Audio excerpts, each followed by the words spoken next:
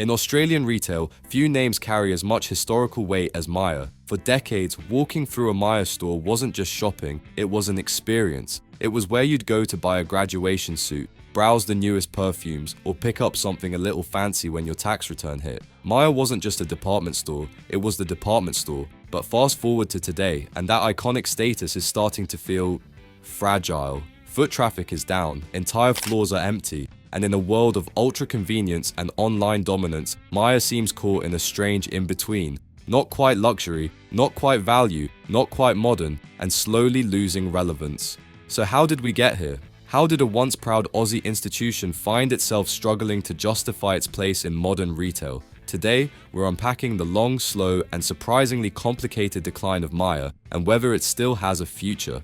Let's rewind the clock.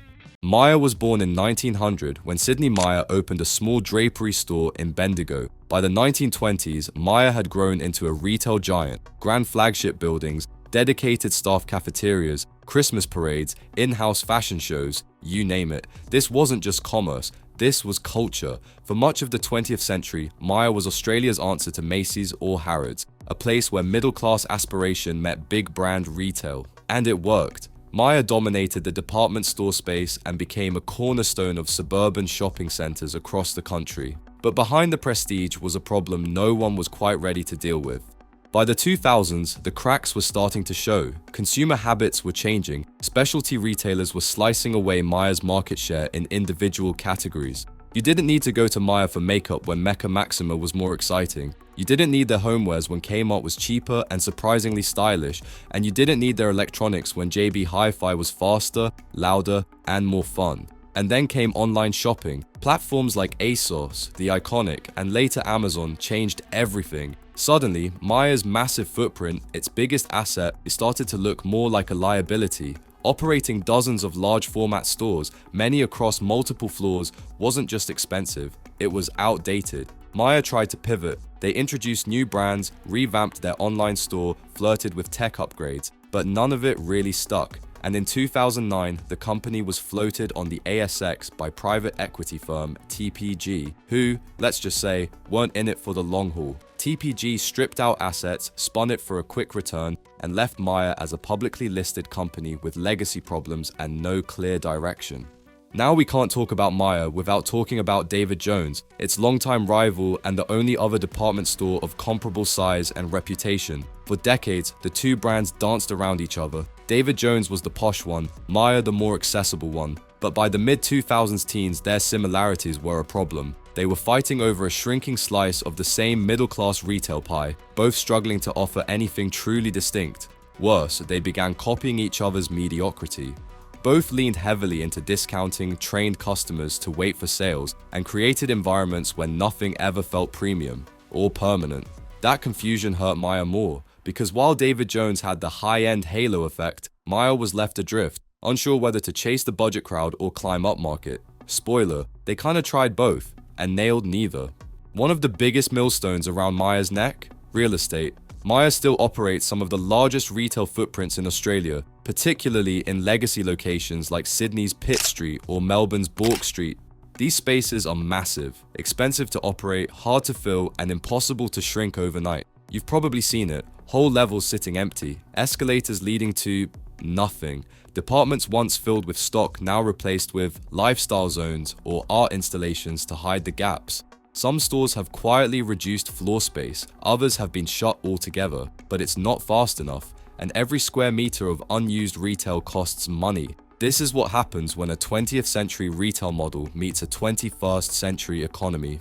Here's the real kicker, people don't hate Myer, but they don't love it either. There's no strong emotional pull, no viral moments, no must-have in-store experience. Myer has slowly become a store you visit because it's there, not because you want to. Their loyalty program? Decent but unremarkable. Their online presence? Functional but forgettable. Their branding? Safe, maybe too safe. In a world where niche brands can go viral on TikTok and drive global trends from a warehouse in Byron Bay, Myer feels like it's still playing by the 1998 rulebook. Compare that to something like Kmart, which has completely reinvented itself as a design-led budget powerhouse. Or even Big W, which is quietly clawing back market share. Myer, on the other hand, feels stalled. To be fair, Myer isn't completely standing still. In recent years, they've closed underperforming stores, improved delivery times, and beefed up their online presence. Some brand partnerships, like their work with Benefit, Dyson, or Seed, still draw traffic. And under CEO John King, the company has focused more on profitability than pure growth, which helped stabilize the business financially. They've also leaned into what still works: cosmetics, premium appliances, and certain fashion lines. Basically, the categories that either sell themselves or can't be easily replaced by a cheap online alternative. But the question remains, is that enough? Because ultimately, Myer doesn't just need to survive, it needs to matter. And in a retail environment dominated by ultra convenience, tight margins, and emotionally resonant brands, matter is a much higher bar to clear than it used to be. Here's the thing that rarely gets talked about: young people just aren't shopping at Myer. Gen Z and younger millennials don't really have a relationship with the brand. For older generations, Myer might still evoke some kind of nostalgia. But for younger Aussies, it's a vague name attached to a store that feels like it's trying to be everything and nothing at once. If you're under 30, chances are you're shopping online. You're buying skincare from Adore Beauty, clothes from Princess Polly or ASOS, gadgets from Amazon or JB Hi-Fi, all with next-day delivery and slick interfaces. You're not trekking through a multi-floor department store hoping they have your size in stock. And when you do go to the shops, you're hitting Uniqlo, H&M Culture Kings, stores with clear identities, curated music, LED panels, and Instagrammable change rooms. Myer, on the other hand, feels like stepping into a time capsule.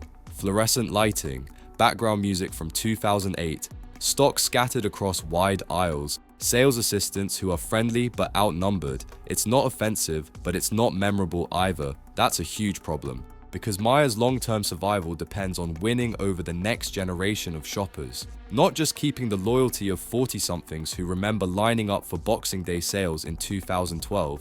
And right now, they're not even in the conversation. So, is Myer doomed? Not necessarily, but if it wants to be more than just another fading legacy brand, it'll need more than just cost-cutting and catalog refreshes. It needs reinvention, real reinvention, something that goes beyond patching the leaks and starts to reimagine what a department store can be in 2025 and beyond. Because nostalgia isn't a business model, and sentimentality doesn't pay rent. But what do you think? When was the last time you shopped at Myer? And did it feel like something special or just a leftover from another era? Let us know your thoughts in the comments below. And if you like this breakdown, give us a thumbs up, hit subscribe, and ring that bell so you don't miss out on more deep dives like this. Thanks for watching.